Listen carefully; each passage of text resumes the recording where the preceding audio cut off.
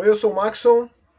Hoje eu vou falar sobre Madson, jogo de terror indie, meio que criado por uma única pessoa, pelo jovem desenvolvedor argentino Alexis Di Stefano, que fundou a Blood Hills Games, sendo o Madson seu jogo de estreia, o que torna tudo muitíssimo mais impressionante.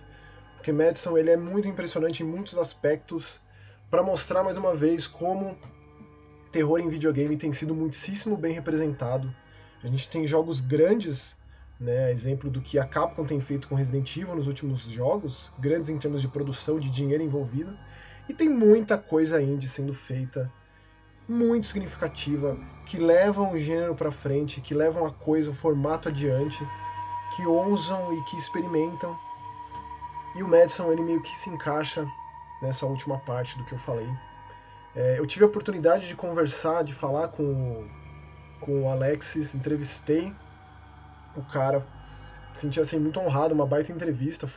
O Madison nasceu como um trabalho de tese do cara e aí evoluiu para esse jogo que hoje está disponível em todas as plataformas e também localizado para o nosso idioma. A gente tem tido muitos jogos desde Amnesia, Dark Descent, mais de 10 anos atrás, Layers of Fear, Soma e mais ainda depois do sucesso explosivo do Playable Teaser, que focam muito no terror de exploração em primeira pessoa.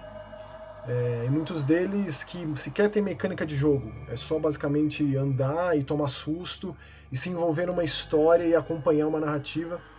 O Madison, ele não chega a ser essencialmente um jogo de 100% exploração. Tem sequências de perseguição, o personagem morre, o personagem pode rebater as entidades sobrenaturais que o procuram, que o assombram, mas ele não tem o combate propriamente dito, ele não tem armamento. A gente joga com um personagem, um jovem adulto ali, Luca, né, que não teria nem como combater essas entidades sobrenaturais que o enfrentam, a não ser com o uso desse artefato que aparece logo no começo do jogo, uma máquina fotográfica, o que associa diretamente a um Fatal Frame da vida, mas é muito diferente. A máquina, ela é um recurso que leva a coisa adiante, ela não só protege o Luca, mas também é primordial para a resolução de grande parte dos quebra-cabeças.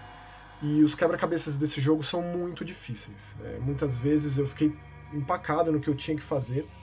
Esse jogo me levou cerca de 10 horas para terminar, justamente porque eu fiquei preso em muitos momentos sem saber muito bem o que fazer. Eu particularmente gosto disso. E aí eu fui pegando sutilezas de como o jogo instruía, apontava o que eu necessariamente precisava fazer. O Luca, ele existe uma entidade, isso é muito importante dizer isso, existe uma entidade demoníaca dentro desse personagem que a gente joga. E isso a gente sabe logo de cara, até porque ele tem um caderno, uma espécie de diário, ele faz desenhos ali, são desenhos sinistros e que é meio que a conexão, a conversa entre o Luca, a pessoa, e essa entidade dentro dele. Porque existem muitas histórias que vão se desenvolvendo conforme o jogo passa. Tem a história da família do Luca, do que aconteceu especialmente com a avó do Luca, e propriamente do que é essa Madison que dá nome ao jogo. Né? Quem é essa pessoa, o que é essa pessoa, o que é essa coisa, o que é essa entidade, o que é essa criatura, seja lá o que for, eu prefiro não comentar muito, porque é legal ir descobrindo. Eu diria que se você não tem interesse na história dos jogos de videogame, né, perde-se muito aqui. A história é primordial, assim como a ambientação, os sustos, o clima. Luz e sombra, o visual. Eu acho que é um pacote completo que é entregue aqui. E aí ele tá preso. O jogo começa com o Luca preso num quarto, ensanguentado, com o pai dele batendo do outro lado da porta, gritando com ele não entendendo o que tá acontecendo ali. Rapidamente você descobre. Então é um jogo que se passa na casa vizinha da família do Luca, que é a casa dos avós dele. Ele chega ali na casa e vai descobrindo o que não só aconteceu com os avós, mas o que o pai dele estava fazendo. O que o pai dele fez nesses últimos tempos, e por que ele está naquela situação, o que aconteceu com a família dele. E é muito tenebroso. Esse é um jogo muito pesado, ele aborda temas muitíssimo pesados. O terror, ele tem espaço para lidar com esses dramas familiares e com patologias mentais, psicológicas, tem muito espaço para ser desenvolvido. E é bem desenvolvido aqui. Então dizer que esse jogo é um terror psicológico encaixa perfeitamente, porque ele vai mexer com a sua cabeça, e ele é meio que dividido por segmentos, assim. Ele tem partes que tem gameplays específicos, que acontecem coisas específicas, e o jeito que ele conta também a parte verídica da coisa, entre aspas, né, a parte histórica ali, que é retratada, porque é algo de muito horrível aconteceu ali, que não envolve só essa família. Como eu disse, histórias que se entrelaçam e que se encontram e que se, de alguma forma, se complementam da maneira mais horrível possível. Então ele entrega em todas as frentes, assim, ele entrega em paisagem sonora, e aí eu teria uma crítica aqui, porque a princípio parece que a Casa Assombrada ela te traz elementos sonoros que te despertam aqui, uma porta que rangeu, uma porta que fechou ou que abriu, um barulho de algo caindo e quebrando, e você acha que aquilo é alguma coisa que você acionou por ter explorado aquilo, aberto aquele cômodo, entrado ali. Mas na real parece que é só parte de uma paisagem maior, e aí às vezes os barulhos eles se repetem, e aí você vai percebendo que não tem porquê você ficar ressabiado com aquilo. Então a coisa se dilui a médio prazo, infelizmente.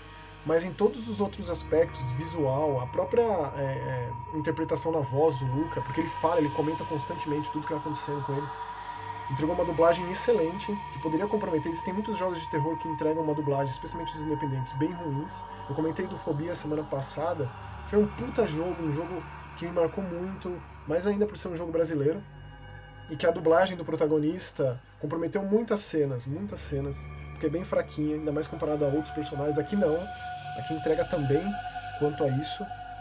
Eu particularmente amei os quebra-cabeças. Tem uns muito próprios, que me lembraram um que também me deu muito trabalho para terminar, que foi o Visage, que é um jogo que tem muitos quebra-cabeças, você fica muito perdido, um jogo que não te instrui, em nenhum momento te pega na mão. Eu gosto bastante disso, para terror muito mais ainda. E esse jogo ele é muito assustador. Eu colocaria ele entre os que mais me impactaram no ano até o momento. O Martha's Dead, acho que eu deixei bem aberto aqui, que até o momento é o meu jogo favorito, não só de terror, mas o meu jogo favorito do ano. Esse aqui, de uma forma diferente, ele também entrega, ele também mexeu comigo, me abalou profundamente, e é isso que eu procuro num jogo de terror, é sair transtornado, é realmente me sentir na pele daquele sujeito, sentir as dores, os dramas daquela pessoa que a gente acompanha durante aquelas tantas horas de jogo, e aquilo eu levo comigo para fora do jogo, aquilo me acompanha, me assombra, eu fico pensando e eu converso com amigos sobre aquilo, e é aí que o jogo cresce, é aí que o jogo, eu percebo que o jogo ele vai ser muito maior do que ele aparentemente é.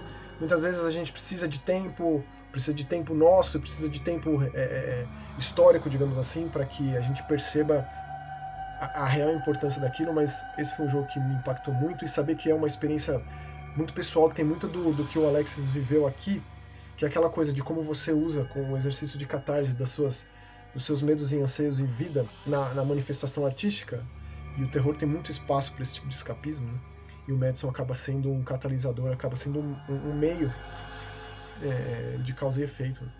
Que jogo, disponível em todas as plataformas, recomendo enormemente. Eu tive alguns problemas de bug num jogo pré-lançamento, um bug chato ali que apagou meu save, mas eu sei que ele vai ser mexido, vai ser arrumado, o jogo vai ser lançado amanhã, no dia 8 de julho, e que vai ter esse patch de dia 1 aí que vai corrigir muitos desses problemas.